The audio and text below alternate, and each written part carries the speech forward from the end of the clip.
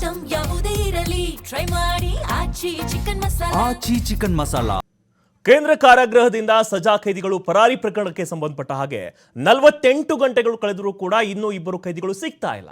3 ಖೈದಿಗಳ ಪೈಕಿ ಓರ್ವ ಖೈದಿ ಮಾತ್ರ ಬಂಧನ ಆಗಿದೆ. ನಾವು ನೋಡಿದ್ವಿ, ಕೇಂದ್ರ ಕಾರಾಗೃಹದಿಂದ ಸಜಾ ಖೈದಿಗಳು ಪರಾರಿಯಾಗಿದ್ರು. ಆ ಒಂದು ಪ್ರಕರಣಕ್ಕೆ ಸಂಬಂಧಪಟ್ಟ ಹಾಗೆ 48 ಗಂಟೆ ಕಳೆದರೂ ಕೂಡ ಇನ್ನೂ ಇಬ್ಬರು ಖೈದಿಗಳು ಸಿಗ್ತಾ ಇಲ್ಲ. 3 ಖೈದಿಗಳ ಪೈಕಿ ಓರ್ವ ಖೈದಿ ಮಾತ್ರ ಬಂಧನ ಆಗಿದೆ. ಪರಾರಿಯಾಗಿದ್ದ ಖೈದಿ ಸಂತೋಷ್ ಮಾತ್ರ ಬಂಧನ ಆಗಿದೆ. ಇನ್ನು ಈ ಎಸ್ಕೇಪ್ನ ಮಾಸ್ಟರ್ ಮೈಂಡ್ ಮಸ್ತಾನ್ಗಾಗಿ ಶೋಧ ಆಗ್ತಾ ಇದೆ. ಮಸ್ತಾನ್ ಸಾಗರ್ ಪತ್ತೆಗಾಗಿ ಪೊಲೀಸರು ತೀವ್ರ ಶೋಧವನ್ನು ಮಾಡ್ತಿದ್ದಾರೆ. ಕಲಬುರಗಿ ಬೀದರ್ ಪೊಲೀಸರಿಂದ ಜಂಟಿ ಕಾರ್ಯಾಚರಣೆ ಮಾಡ್ತಿದ್ದಾರೆ. ಕಲಬುರಗಿ ಬೀದರ್ ಹೆದ್ದಾರಿಯಲ್ಲಿ ವಾಹನ ತಡೆದು ತಪಾಸಣೆ ಮಾಡ್ತಿದ್ದಾರೆ. ಹುಮನಾಬಾದ್ ಬಳಿ ತೀವ್ರ ತಪಾಸಣೆಯನ್ನ ನಡೆಸ್ತಾ ಇದೆ ಖಾಕಿ ಪಡ. ಈ ದೃಶ್ಯವನ್ನು ನೀವು ಕೂಡ ಗಮನಿಸಿರ್ಬೋದು. ಒಂದು ಸಿನಿಮಾ ರೀತಿಯ ಸ್ಟೈಲ್ನಲ್ಲಿ ಇವರು ಏನು ಸಜಾ ಖೈದಿಗಳಿವರು 48 ಗಂಟೆಗಳು ಕಳೆದರೂ ಕೂಡ ಇನ್ನೂ ಇವರನ್ನು ಬಂಧನ ಮಾಡೋಕ್ಕಾಗಲಿಲ್ಲ. ದೃಶ್ಯದಲ್ಲಿ ಕೂಡ ನೀವು ಗಮನಿಸ್ತಾ ಇರ್ಬೋದು.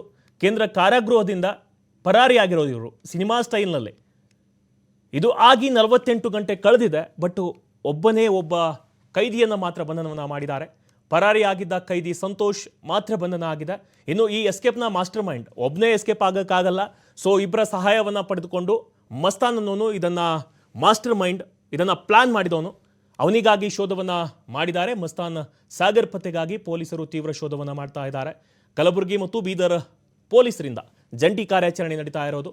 ಹೆದ್ದಾರಿಯಲ್ಲಿ ವಾಹನವನ್ನು ತಡೆದು ತಪಾಸಣೆಯನ್ನು ಮಾಡ್ತಾ ಇದ್ದಾರೆ. ತೀವ್ರ ಶೋಧವನ್ನು ಕೂಡ ನಡೆಸ್ತಾ ಇದ್ದಾರೆ.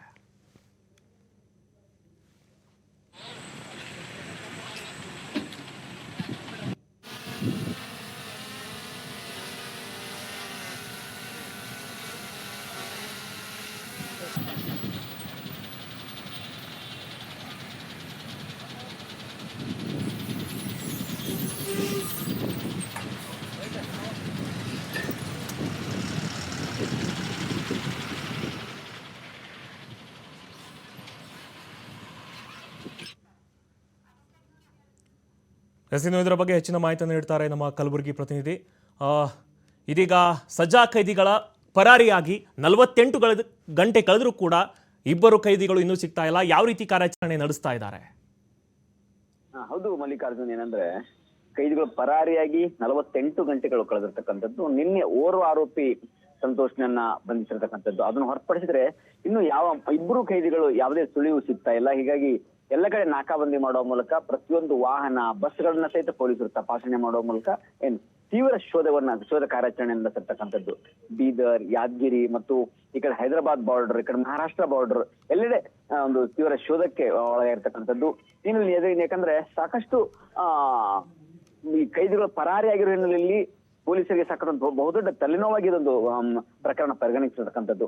ಹೀಗಾಗಿ ಬೀದರ್, ಗುಲ್ಬರ್ಗ, ಯಾದಗಿರಿ ಮತ್ತು ಅಂತರ್ ಜಿಲ್ಲಾ ಮಟ್ಟದ ಎಲ್ಲಾ ಪೊಲೀಸರು ಸಹಿತ ಅವರ ಶೋಧಕ್ಕಾಗಿ ತೊಡಗಿರ್ತಕ್ಕಂಥದ್ದು. ಜೊತೆಗೆ ಅವರ ಭಾವಚಿತ್ರಗಳನ್ನು ಸಹಿತ ಎಲ್ಲೆಡೆ ಬಿಡುವ ಮೂಲಕ ಸಾಮಾಜಿಕ ಜಾಲತಾಣಗಳಲ್ಲೂ ಸಹಿತ ಹರಿಬಿಡುವ ಮೂಲಕ ಅವರ ಪತ್ತೆಗೆ ಒಂದು ಶೋಧ ಕಾರ್ಯಕ್ಕೆ ಮುಂದಾಗಿರ್ತಕ್ಕಂಥದ್ದು. ಮಲ್ಲಿಕಾರ್ಜುನ್, ಥ್ಯಾಂಕ್ ಯು ಸಿದ್ದು ತಮ್ಮೆಲ್ಲ ಮಾಹಿತಿಗಾಗಿ.